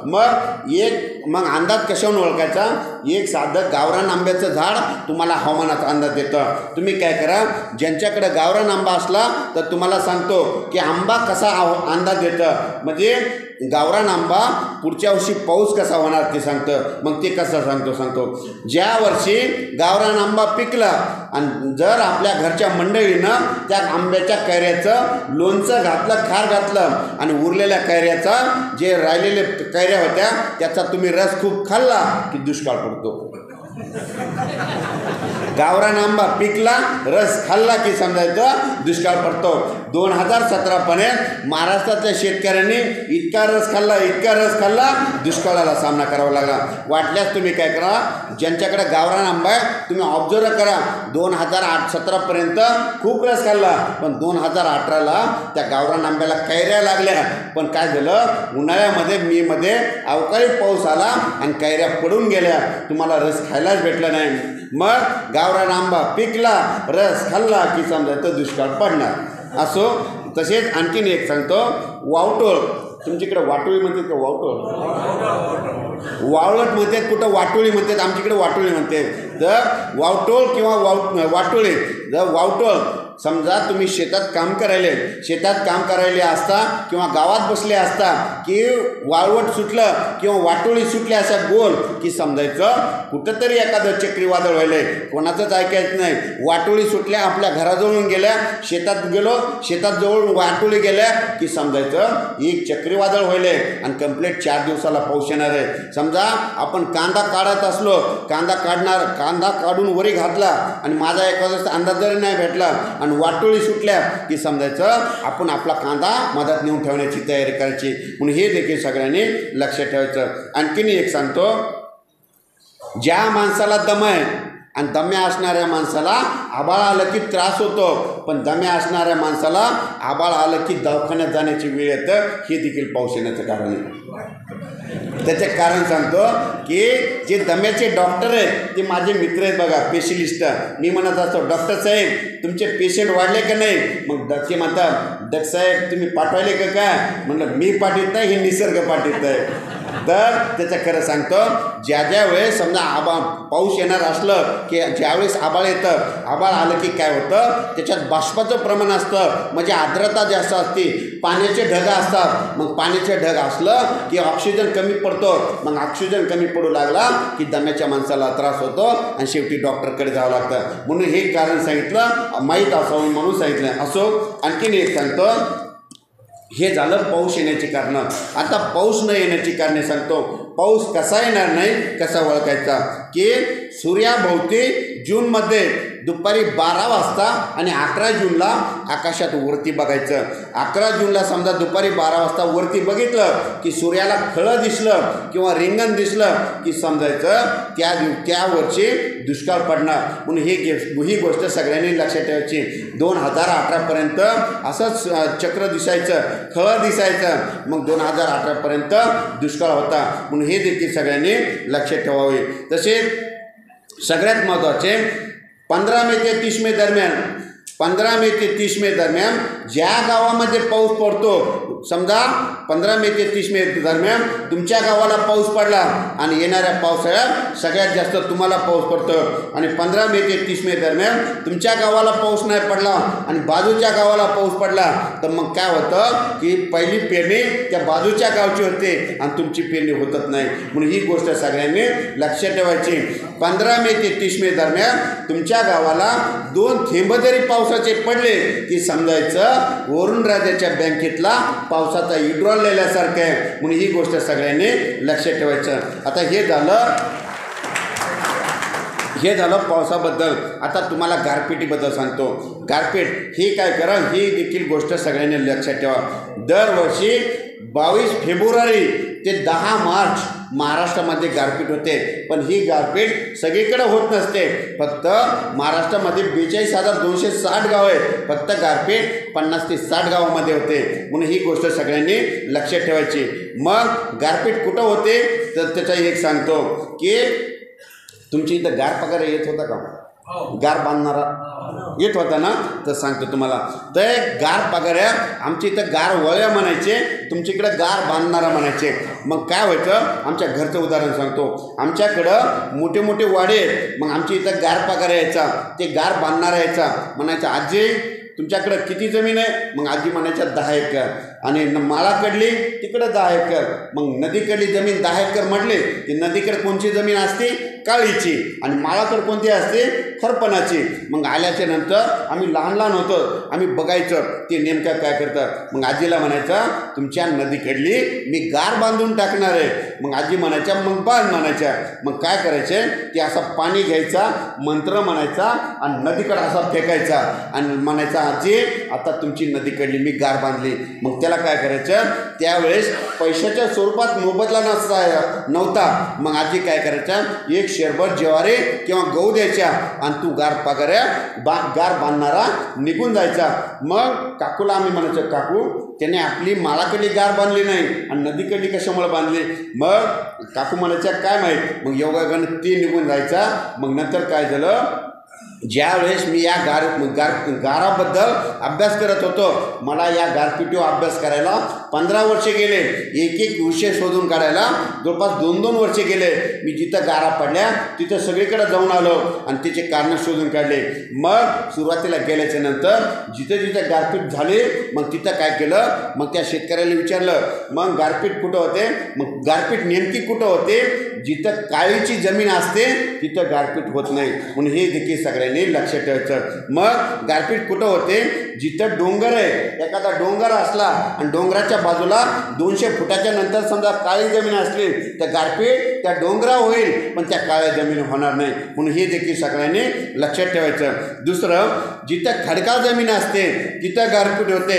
तिसरं, जिथं कॅनल एरिया आहे, जिथं कॅनलचं पाणी असतं त्या कॅनलच्या बाजूला इकडून 1 किलोमीटर आणि इकडून 1 किलोमीटर संपूर्ण पट्ट्यामध्ये गारपीट होते. म्हणून हे देखील सगळ्यांनी लक्षात ठेवायचं. जिथं नदी आहे, मोठी नदी, त्या नदीच्या बाजूला इकडून 1 किलोमीटर आणि इकडून 1 किलोमीटर संपूर्ण पट्ट्यामध्ये गारपीट होते. हे देखील सगळ्यांनी लक्षात ठेवायचं. आणखीन सांगतो, जिथं मोठं धरण आहे, एखादं छोटं तरी तळ असलं किंवा धरण असलं, धरणाच्या बाजूला चारही बाजूनं 1 किलोमीटरच्या अंतरानं सगळीकडे गारपीट होते. म्हणून हे देखील सगळ्यांनी लक्षात ठेवायचं. मग गारपीट कुठं होत नाही? जिथं काळीची जमीन होत नाही, जिथं काळीची जमीन असते तिथं गारपीट होत नाही. जर गारपीट झाली तर फक्त बोरं एवढाली होते. मग मी हे अभ्यास करताना पहिला जर पिचा केला तर गारपा करायला सापडलं. मग त्याला म्हणलो तू आमची माळाकडली कशामुळे गार बांधत नव्हता? मग त्यांनी मला उत्तर दिलं जिथं काळीची जमीन असते तिथं गारा पडत नाही आणि जिथं खरपानाची जमीन असते तिथं गारा पडतात. म्हणून हे उदाहरण तुम्ही सगळ्यांनी लक्ष ठेवायचं. पण काय झालं, विज्ञानाच्या भाषेत सांगायचं झालं तर गारा पडण्यासाठी 2 गोष्टी लागतात. एक, हवा उंच जायला हवी आणि त्या हवेमध्ये बाष्पाचं प्रमाण असायला हवं. पण काय झालं की महाराष्ट्रामध्ये या 2018पासून इतकी गारपीट वाढली की जिथं गारपीट झाली तिथं हिमालयाचा बर्फ पडल्यासारखा पडायला आहे. मग तुम्ही काय करा, एखाद्या तज्ज्ञाला विचारा महाराष्ट्रात कशामुळे गारपीट पडायली, तुम्हाला कोणीच सांगणार नाही. कारण की मी तुम्हाला सांगतो, खरं कारण सांगतो की तापमान वाढले. तापमान वाढल्यामुळे काय होईल, इथं हवेचा कमी दाब तयार होतो, इथं ऊन तापतं. सोप्या भाषेत सांगतो, इथं ऊन तापतं, इथं गरमी वाढते. इथं गरमी वाढली की इथं हवेचा कमी दाब तयार होतो, वारे जास्त दाबाकडून कमी दाबाकडे येतं, बाष्प इकडे खेचल्या जातं, त्याच्यामुळं पाऊस बी वाढला आणि गारपीट देखील वाढली. म्हणून सगळ्यात महत्त्वाचं हे कारण आहे. अफगाणिस्तानचं बाष्प ते आपल्याकडे कधीच येत नव्हतं, पण इथं ऊन तापलंय म्हणून ते पाऊस इकडे यायला आणि त्याच्यामुळे गारपीट वाढले. मध्य प्रदेशचं बाष्प आपल्याकडे कधीच येत नव्हतं, सातपुडा पर्वताच्या रांगा आहे ते ओलांडून कधी येत नव्हतं, पण इथं ऊन तापलंय ते काय व्हायलंय, बाष्प खेचल्या चाललंय, त्याच्यामुळे गारपीट वाढली. हे झालं गारपिटीबद्दल. आता तुम्हाला चक्रीवादळाबद्दल सांगतो. चक्रीवादळ दरवर्षी हिवाळ्यामध्ये पाऊस कशामुळे पडायला, 2019, 20 आणि 21 या 3 वर्षात हिवाळ्यामध्ये पाऊस कशामुळे पडायला, तुम्ही काय करा, एखाद्या तज्ज्ञाला विचारा, तुम्हाला ते देखील सांगणार नाही. त्याचं खरं कारण सांगतो की माझं 1995 जवळपास लक्ष आहे की दरवर्षी पाऊस निघून गेल्याच्या नंतर, म्हणजे पावसाळ्यामध्ये पाऊस निघून गेला आणि लगेच हिवाळा लागतो, मग शेवटी काय होतं, हे बंगालच्या खाडीमध्ये एक चक्रीवादळ तयार होतं. पण आतापर्यंत 2018पर्यंत चक्रीवादळ कुठं होत होते, विशाखापट्टणमच्या तिथं व्हायचे. आणि ते चक्रीवादळ झालं की काय व्हायचं, ते उलटं फिरत विशाखापट्टणम तिथून ते छत्तीसगडला जायचं, छत्तीसगडहून वाराणसीहून एक दिल्लीकडे जायचं. म्हणून आपल्या इकडं गारपीट होत नव्हते, आपलं हिवाळ्यामध्ये पाऊस पडत नव्हता. पण ह्या 3 वर्षामध्ये काय झालं, त्या चक्रीवादळानं दिशा बदलली. मग 2018पासून चक्रीवादळ कुठं व्हायले, श्रीलंकेजवळ व्हायले. मग श्रीलंकेच्या जवळ झाल्याच्या नंतर आपल्या इथं हिवाळ्यामध्ये ऊन तापायले. मग त्याचा रस्ता कोणता झाला, आपलं श्रीलंकाहून तामिळनाडून केरळ, कर्नाटक, महाराष्ट्र, मध्य प्रदेश आणि असंच वाराणसी मार्गे दिल्ली. म्हणून सगळ्यात महत्त्वाचं खरं कारण ते आहे. म्हणून चक्रीवादळ चांगली कामे करतात आणि वाईट देखील कामे करतात. तर तुम्हाला विजेपासून स्वतःचं रक्षण करायचं. तुमच्या गावात वीज पडली का कधी, कुठे पडली, गावाच्या बाहेर पडली आहे, गावात नाही पडले. तर इथं आलेले जितके शेतकरी त्यांनी सगळ्यांनी लक्ष ठेवा, तुमच्या गावात कधीच वीज पडणार नाही आणि तुमच्या इथं देखील पडणार नाही. वीज पडन पण गावाच्या बाहेर पडन. आणि तुम्ही जिथं महाराष्ट्रामध्ये जितके खेडे आहेत त्या गावात कधीच वीज पडणार नाही.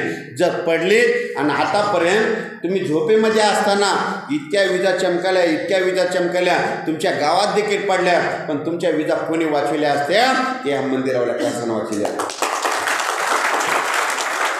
हे जे मंदिराचे कळस आहेत ना, हे कळस कासं धातूचे आहेत. मग कासं धातू कसं असतं सांगतो की काशाच्या वाट्या आहेत का तुमच्या इथं कोणाच्या इथं, पहिलं काय होतं, काशाच्या वाट्या होत्या, काशाच्या प्लेट होत्या. आमच्या घरचंच उदाहरण सांगतो. आमच्याकडं मग नेमकं काय होतं, अवकाळी पाऊस सुरू व्हायचा आणि अवकाळी पाऊस सुरू झाला की आमच्या आजी काय करायच्या, काकू मला म्हणायच्या ही जी प्लेट आहे तिथं लांब नेऊन टाक. मग मी म्हणायचं काकू हे कशामुळं, मग ही नेमकी प्लेट कशाची आहे, काकू म्हणायच्या ही काशाची प्लेट आहे. मग हे काय होतं, ज्यावेळेस समजा गावात वीज पडली की ती वीज कोण ओढून घेतं, ही प्लेट ओढून घेते आणि ती जमिनीमध्ये नेऊन पोहोचते. मग आम्ही काय करायचं, ती प्लेट लांब नेऊन टाकायचं. मग गावातल्या विजा पडल्या की त्या जमिनीमध्ये जायच्या. मग खरं कारण ते. पण योगायोगाने काय झालं, महाराष्ट्रामध्ये आपल्या देशामध्ये जितकी मंदिरावर कळस आहेत ही कासं धातूची आहेत. म्हणून ही आतापर्यंत विजा पडल्या की हे मंदिर ओढून घेईल आणि तिथंच लोक करून टाकतं. म्हणून ही गोष्ट सगळ्यांनी लक्षात ठेवायची. आणखीन एक सांगतो, पहिले जे शेळ्या मेंढ्या सांभाळणारे होते ते काय करायचे, त्यांच्याकडे तांब्या राहायचा काशाचा, मग त्यांच्या शेळ्या मेंढ्या एखाद्या झाडाखाली असल्या मग ते काय करायचे, ती तांब्या किंवा प्लेट लांब शेतामध्ये नेऊन टाकायचे. मग त्या तिथं वीज जर पडली की ती नेमकी वीज कशावर पडायची, त्या प्लेटवर जाऊन पडायची आणि जमिनीमध्ये जायची. हे त्याचं खरं कारण आहे. पण आता सगळं सविस्तर सांगतो. विजेपासून स्वतःचं रक्षण करा. एक महत्त्वाची गोष्ट लक्षात ठेवायची. बरेच जण म्हणतात पायाळू माणसावर वीज पडते. इथून पुढे लक्षात ठेवायचं, पायाळू माणसावर कधीच वीज पडत नाही. पण काय होतं, पायाळू माणसाला आपल्या घरचे मंडळी काय करतात, वीज पडू नये म्हणून तांब्याचं कडं घालतात. आता इथून पुढे तांब्याचं कडं तुम्ही देखील घालू नका. तांब्याचं कडं तुम्ही घातलं, विजा चमकायला लागल्या की तुमच्या अंगावर देखील वीज पडते. म्हणून हे देखील सगळ्यांनी लक्षात ठेवायचं. कारण की तांब्याचं कडं मग बरेच काय होतं, पायाळू माणसाला सगळे तांब्याचं कडं घालतात. आता इथून पुढं घालू देऊ नका. आणि पायाळू माणसावर कधीच वीज पडत नसते, हे मात्र तुमच्या डोक्यातून काढून टाका. असो, आता सविस्तर सांगतो. आकाशातील वीज एक नैसर्गिक आपत्ती आहे. या पृथ्वीचा पृष्ठभाग ऋणभारित असतो आणि वातावरण धनभारित असते. आणि या वातावरणामधून सतत इलेक्ट्रॉन वाहत असतात. विजा नाही पडल्या तर पृथ्वी आणि वातावरणातील विद्युत समतोल 5च मिनिटात संपुष्टात येईल. म्हणून विजा पडणं चांगला आहे, पण विजा पडणं वाईट आहे. मग आधी चांगलं कशामुळे सांगतो, जिथं विजेचा पाऊस पडतो तिथलं पीक जोमानं येतं. कारण की त्या विजेच्या पावसामध्ये त्या पाण्यामध्ये नायट्रेट ऑक्साईडचं प्रमाण असतं. नायट्रेट ऑक्साईड काय करतं, पिकाची वाढ जोमानं करतं आणि त्या पिकाला खूप उतार येतो. म्हणून विजा पडणं चांगलं आहे, पण विजा पडणं वाईट कशामुळं, या विजा आपल्या शेतकऱ्याच्या मुलाच्या अंगावर पडतात, जनावरावर पडतात, बैलावर पडतात, गाईवर पडतात. म्हणून विजा पडणं वाईट आहे. मग या विजा नेमक्या कुठं पडतात हे तुम्हाला सविस्तर सांगतो. 15 मे ते 30 मे दरम्यान जिथं अवकाळी पाऊस पडतो तिथं विजा पडतात. विजा पावसाळ्यापूर्वी जास्त पडतात. विजा एप्रिल आणि जूनमध्ये देखील जास्त पडतात. आणि विजा पडून मरण्यामध्ये स्त्रियांपेक्षा पुरुषाच्या अंगावर विजा जास्त पडतात. आणि आपल्या देशामध्ये मध्य प्रदेशमध्ये 1 नंबर विजा पडतात आणि महाराष्ट्राचा 2 नंबर आहे. आणि हे देखील सगळ्यांनी लक्षात ठेवायचं. आणि तसे खुल्या मैदानामध्ये 27%, झाडाखाली 16%, पाण्याजवळ 13%, जिथं मोबाईलचे टावर आहे तिथं 2%, जिथं नारळाचं झाड उंच आहे त्याच्यावर देखील वीज पडते, जिथं लाईटचा ट्रान्सफॉर्म आहे त्याच्यावर देखील वीज पडते, जिथं 33 kV उपकेंद्र आहे त्याच्यावर देखील वीज पडते, जिथं हिरवागार झाड आहे त्याच्यावर देखील वीज पडते, जिथं लाईटचा लोखंडी पोल आहे त्याच्यावर देखील वीज पडते. म्हणून ही गोष्ट सगळ्यांनी लक्षात ठेवायची. मग असा विजा पडत असता मग आपल्या शेतकऱ्यांनी स्वतःचं रक्षण कसं करायचं. मग सगळ्यात सोपं सांगतो. समजा विजा चमकू नये म्हणून काय, विजा पडू नये म्हणून काय करायचं, विजा चमकायला लागल्या की काय करायचं, आपल्या कामगाराला, आपल्या मजुराला म्हणायचं, विजा चमकायला लागल्या की तू सरळ घराची वाट धर, सगळ्या घराकडे ये. कोणत्या आंब्याच्या झाडाखाली थांबू नको, जिथं जिथं हिरवागार झाडं आहे तिथं थांबू नको, जिथं लाईटचा ट्रान्सफॉर्म आहे तिथं थांबू नको, कारण की त्याच्यावर देखील वीज पडते. नारळाच्या झाडाच्या बाजूला उभं राहू नको, कारण की त्याच्यावर देखील वीज पडते. म्हणून सगळ्यात सोपं सांगायचं की तू विजा चमकायला लागल्या की सरळ घरी ये. समजा बैल घेऊन येत असा तर बैलाची कानी सोडून दे, दोरी सोडून दे, तू तुझ्या घरी ये आणि बैल येतील पाठीमागून, असं म्हणायचं. आणखीन एक सांगतो. एवढं जर करून समजा तुम्ही शेतात आहे, घर 4 किलोमीटर दूर आहे, विजा चमकायल्या, मग स्वतःचं संरक्षण कसं करायचं ते देखील सांगतो तुम्हाला. काय करायचं की आपण शेतात दूर आहे, विजा चमकायल्या आणि स्वतःचं जर रक्षण करायचं, एखादी फाळी बघायची, फाळी नाही भेटली एखादी गवताची पेंडी बघायची, गवताची पेंडी नाही भेटली एखादं लाकूड बघायचं, आणि लाकूड जर भेटलं किंवा गवताची पेंडी किंवा फाळी भेटली ते आपले पाय त्या फाळीवर ठेवायचे. आपले पाय जमिनीवर आर्थिंग झाले नाही पाहिजे, आपले पाय जमिनीला चिटकले नाही पाहिजे, अशी व्यवस्था करायची. खाली बसायचं आणि बसलं की आपले कानं झाकून घ्यायचे. आणि जागा कोणती निवडायची, जिथं जिथं चर असते खोदलेले, जिथं खड्डे खोदलेले असते त्या खड्ड्यामध्ये जाऊन बसायचं. मग आपण खड्ड्यामध्ये जाऊन बसलो, कानं झाकून घेतले की आपल्या अंगावर वीज पडत नाही. म्हणून हे देखील सगळ्यांनी लक्षात ठेवायचं. आणखीन एक सांगतो की मग जागा निवडत असताना खड्डं निवडायचं. वीज चमकत असताना टेकडे उभा राहायचं नाही. जिथं जिथं टेकडी असते त्याच्यावर कधीच वीज चमकताना उभं राहायचं नाही. तसं उभं राहिलं की तुमच्या अंगावर वीज पडते. हे देखील सगळ्यांनी लक्षात ठेवायचं. आणखीन एक सांगतो, मी महाराष्ट्रभर फिरत असताना मागं पाऊस चालू होता. आपले शेतकरी काय करायले, तुमच्याकडे सौर ऊर्जा प्लेट असते ना, तर शेतकरी काय करायले, पाऊस सुरू झाला की त्या प्लेट खाली जाऊन बसायले. इथून पुढं त्यांना बसू देऊ नका, कारण की त्या ज्या प्लेट लावलेल्या आहे त्याच्या बाजूला एक विद्युत कंडक्टर लावलेलं आहे. असं उदबत्ती लावल्यासारखं विजा जर चमकायला लागल्या, जर वीज पडली तर ते विद्युत कंडक्टर वीज ओढून घेईल, जमिनीत नेईल. पण तुम्ही जर तिथं खाली बसलेले असता, जर आवाज होईल, आवाजानं तुमचे कानं फाटतील आणि तुम्ही दगावता. म्हणून पाऊस सुरू असताना त्या प्लेट खाली कधीच बसू नका. हेच मात्र सगळ्यांनी लक्षात ठेवायचं. आणखीन सांगतो, काय झालं की एक महिला होती, बाजाव काय झालं, तिघंजणं बसलेले होते. तिघंजणं बसल्याच्या कारणानं काय झालं, जी मधली व्यक्ती होती तिनं असे जमिनीवर पाय ठेवलेले होते, चप्पल नव्हती पायामध्ये, पण बाजूचे दोघं होते त्यांचे पाय असे हलवत होते. नेमकी वीज चमकले, पडले आणि ही मधली व्यक्ती दगावली, कारण की तिचे पाय जमिनीवर होते ठेवलेले. आणखीन दुसरी एक घटना सांगतो की 33 KV उपकेंद्र होतं. तिथून एक महिला आपल्या बाळाला घेऊन जात होते. बाळाला घेऊन जात असताना त्या महिलेच्या पायात चप्पल नव्हती. मग नेमकी वीज पडले, त्या महिलाच्या अंगावर पडले, पण बाळ काढायला होतं, तिचे पाय जमिनीला नव्हते ठेवलेले. मग ते बाळ वाचलं, मात्र ती महिला दगावली. हे देखील सगळ्यांनी लक्षात ठेवायचं. आणि आता महाराष्ट्रामध्ये मी जितक्या वेळेस फिरलो तितक्या प्रत्येक गावामध्ये काय झालं की खूप ठिकाणी जिथं CCTVचे कॅमेरे लावले होते, काय झालं, विजा सरळ आल्या आणि डायरेक्ट मंदिराच्या कळसावर गेल्या आणि कळसामधून तिथं लगे लो झाल्या. म्हणजे त्या गावाला वीज कधी पडू देत नाही. म्हणून ही गोष्ट सगळ्यांनी लक्षात ठेवायची. आता हे करत असताना तुम्हाला या हवामानाचा कोणाला फायदा होतो आणि कोणाला फटका बसतो. तर तुमच्याकडे कांदा करतात का, तर काय झालं माहिती असं म्हणून सांगतो. काय होतं, मला नाशिकहून पुण्याहून फोन येतात, साहेब आंध्र कर्नाटकमध्ये पाऊस कधी होईल, म्हणजे कधी की ज्यावेळेस समजा ऑक्टोबर नोव्हेंबरमध्ये समजा तिथं पाऊस पडला की काय होतं, आपल्या इकडं कांद्याचा भाव वाढतो. मग ते विचारतात, मग मी काय करत असतो, त्यांना सांगत असतो की तिकडं पाऊस होणार आहे की नाही होणार. मग त्यांना मी कांदे ठेवायला लावले होते. मग यावर्षी त्यांना फायदा झाला. आणखीन एक सांगतो, माझी मिसेस आहे बघा शीतल डक, तर माझी मिसेस शीतल डक आहे, तिचे 4 लाख महिला ग्रुपमध्ये ॲड केलेले आहे.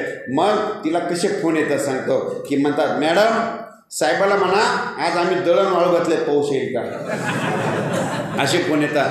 आणखी दसरा काढण्याबद्दल फोन येतात आणि एखाद्या ते पापुड्या हे घालतात ना त्याच्याबद्दल देखील खूप फोन येतात. असं फोन आले तरी देखील मी जसं काम करतो तशी माझी मिसेस देखील काम करते. हे देखील सगळ्यांनी लक्षात असू द्या.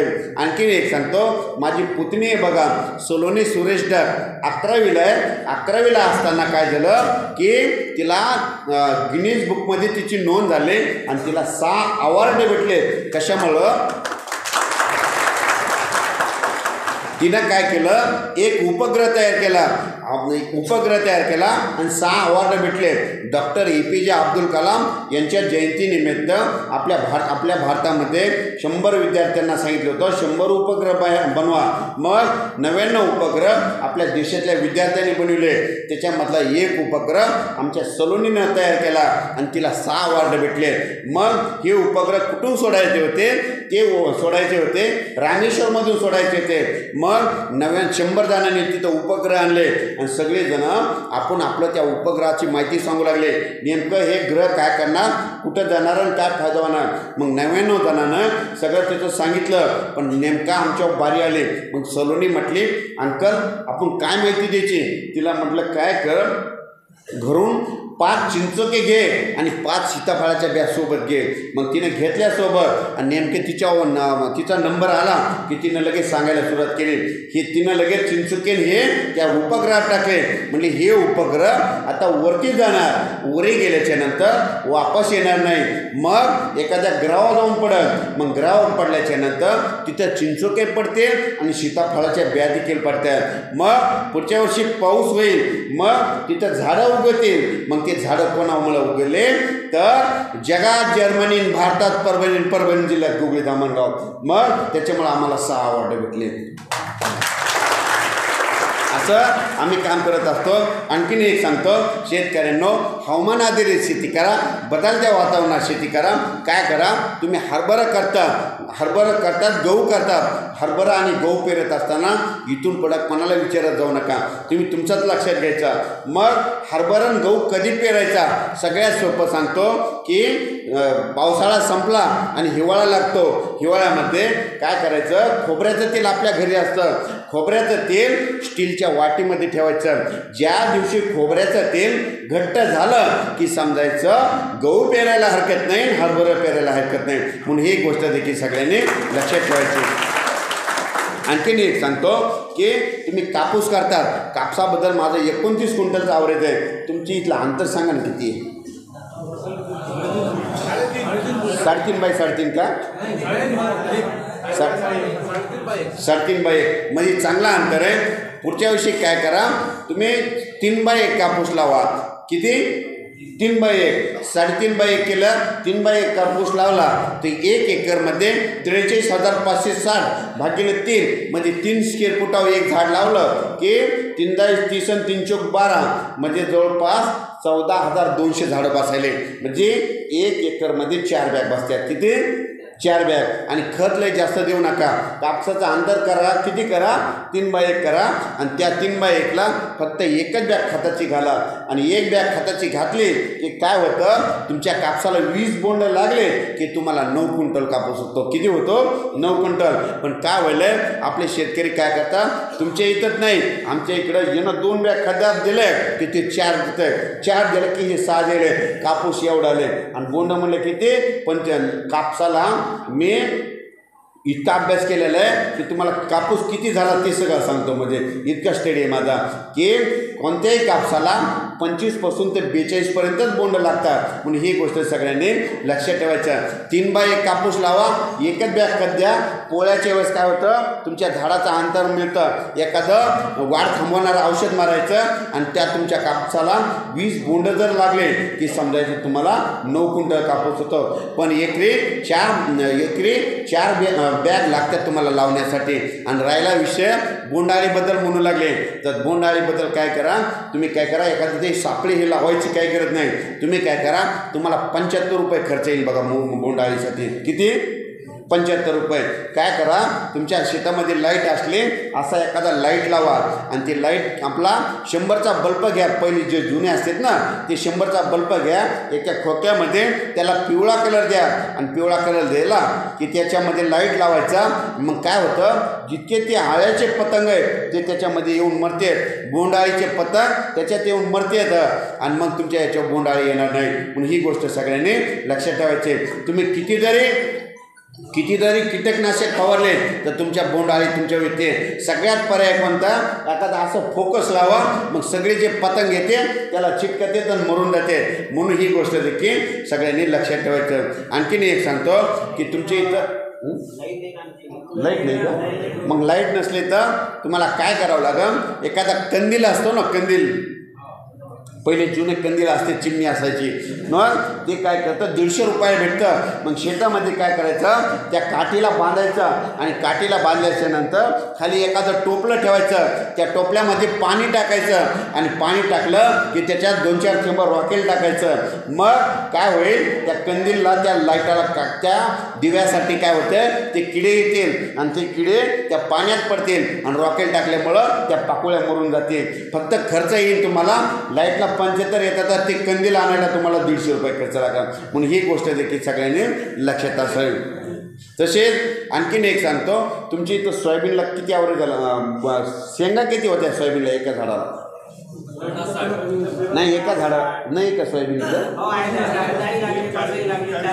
नाही एका झाडाला शेंगा किती होत्या 30 ते 40 होत्या तुमच्या इथं 30 ते 40 शेंगा होत्या म्हणतात तर सोयाबीन तुम्हाला किती होणार सांगतो की समजा सोयाबीनला 6 शेंगा असल्या की 1 क्विंटल सोयाबीन होते किती होते 1 क्विंटल सोयाबीन होते आणि इथं शेतकरी म्हणतात की तुमच्या इथं 30 शेंगा होत्या तर मग 30 शेंगाला काय करा 6 न भागायचं 6 1 6 6 2 12 6 3 18 6 4 24 आणि 6 5 30 म्हणजे तुम्हाला 5चे उतार आले का सोयाबीनला 6 शेंगाला 1 क्विंटल सोयाबीन होते पण तुम्ही काय करा आता इथून पुढे मी सांगतो तुम्ही सोयाबीन करताना तुम्ही जात बदला तुम्ही काय करा फुले संगम आणा वाटल्यास मी काय करतो तुम्हाला ज्यांच्याकडे फुले संगमचं बी आहे त्यांचे नंबर देतो तुम्हाला की फुले संगम बी आणा आणि काय करा आता कापूस उपटून एखादी बॅग करा आणि एखाद्या बॅगचं ते बियाणं वाढवा फुले संगमला आमच्या इकडल्या भागामध्ये महाराष्ट्रामध्ये 1 एकरला 18 20 क्विंटलचा उतार आला आहे पण तुम्ही काय करायला मी इकडं खूप फिरतो कोणाला विचारलं सोयाबीन कोणती पेरतात सगळेजण म्हणतात ईगलच पेरतात ईगल काही सोयाबीनच नसते म्हणून त्याला नंबर असतो काय असतो ईगलनं जी सोयाबीन आहे ते परभणी विद्यापीठाचं आपलं JS 335 नंबर आहे तिचा म्हणून काय करा परभणी विद्यापीठाची 612 करा ती मोजाक येत नाही काही येत नाही ही गोष्ट सगळ्यांनी लक्षात ठेवायची तसेच आज इथं मला बोलीलं माझा सन्मान केला सत्कार केला त्याबद्दल मी आयोजकांना धन्यवाद देतो माझा एक मोबाईल नंबर लक्षात घ्या की 9158 कोणतं हां माझा नंबर घ्या आधी 9158 10 10 52 9158 10 10 52 तुम्ही त्याला हाय करा मग मी तुम्हाला ग्रुपमध्ये ॲड करतो 9158 10 10 52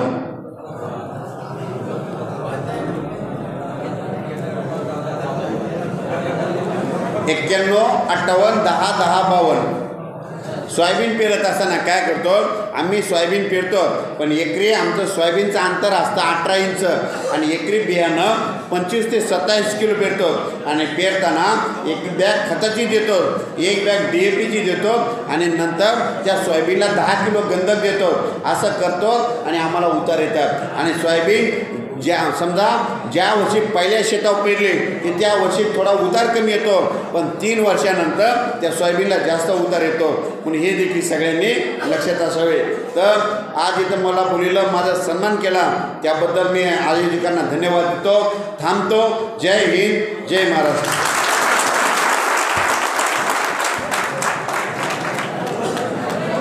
धन्यवाद सर्व शेतकरी बंधूंना विनंती आहे की पुन्हा जोरदार टाळ्या वाजवून सन्माननीय साहेबांचं स्वागत करावं अतिशय सखोल असं मार्गदर्शन त्यांनी या ठिकाणी केलेलं आहे या ठिकाणी सगळे मान्यवर उपस्थित राहिले त्याबद्दल मी सर्वांचं मनपूर्वक समितीच्या वतीने आमच्या गावकऱ्यांच्या वतीने